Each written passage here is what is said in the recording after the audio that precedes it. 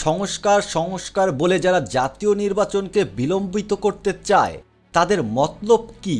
এমন প্রশ্ন ছুড়ে দেন বিএনপির স্থায়ী কমিটির সদস্য সালাউদ্দিন আহমেদ।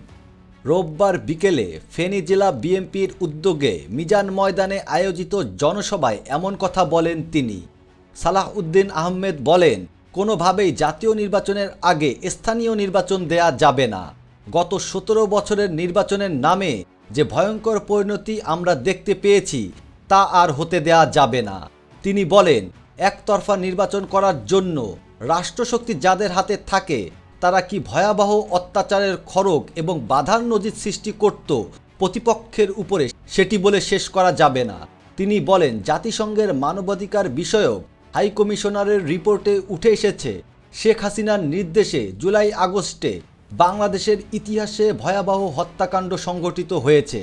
শেখ হাসিনা জাতিসংঘ স্বীকৃত খুনি, তার সরকারের আমলা মন্ত্রীরাও খুনি। তাদের নির্দেশে হাজার হাজার যুবককে খুন ও গুম করা হয়েছে।